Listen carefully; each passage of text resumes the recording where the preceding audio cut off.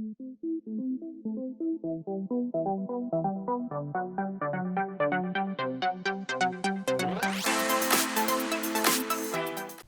everybody, this is Graeme Anderson, and today I'm going to be looking at Truck Off, the Food Truck Frenzy Roll and Write. I always mess up that name.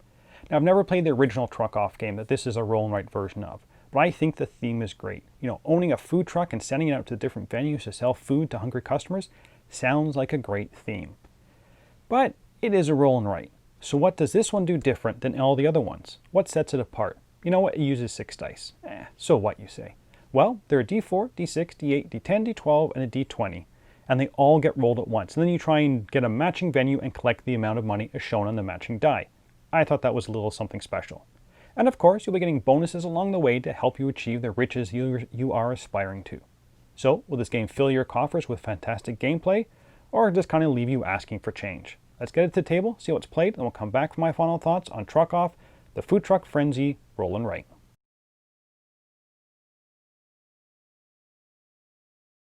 Here's Truck Off, Roll and Write. Each player gets a page and will choose a starting position on one of the 3 corners by circling it. The goal of the game is to get the most money at the end. You do this by traveling to venues and collecting money from them based on the die value, and you'll get end of game bonus money as well. At the start of each turn, the active player will roll all 6 dice. These range from a D4 to a D20. Each player must move their truck up to 4 spaces and end up on an open venue to sell their food. If you can reach an open venue, you must go there. An open venue is any venue on your map that has no writing on the square. That is, you haven't passed through it, or you haven't stopped at it on a previous round. The city is made up of blocks surrounded by roads. When you move, you'll move from one block to another block, and you can move up to 4 blocks per round. If you cannot legally get to an open venue, then you may stop on any other space and forego any sales for that day. When you reach an open venue, you'll write the matching die value on your route tracker. This is the amount of money you've collected from that venue. Now you must follow the path on your route tracker. So if I collect from the purple or D4 space in the first round, and then decide to collect from another purple open venue on the second round, I must bypass entering numbers in all the between spaces, because backtracking on your route tracker is not allowed.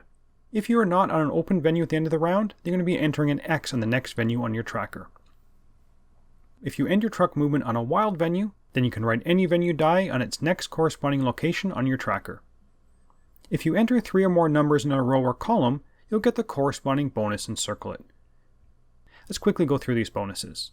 Drawing a bridge allows you to put a road over water. This does not close the venue, but you can now cross the river at this location. Draw a gas station on the map, and when you move through it, on a subsequent turn you can add 3 to your movement, and each gas station can only be visited once per round. Write a ×2 on an open venue, and when you collect sales from it, you're going to double the die value. If you promote a venue, mark 2 circles above any single column on your board, and all other players will mark 1 circle above the same venue. At the end of the game, you're going to multiply the number of circles by the number of those venues you've sold at.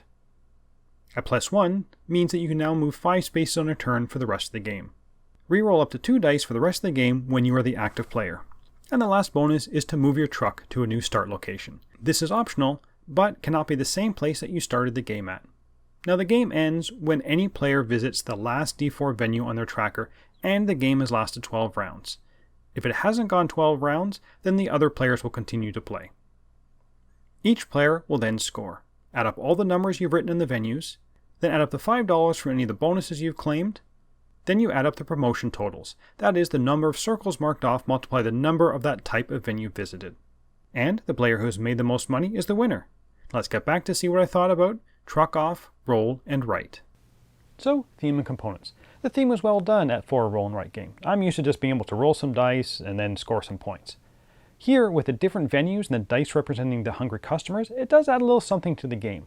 Now, it's not a game full of thematic depths, but I thought for a roll and write game, they did a good job.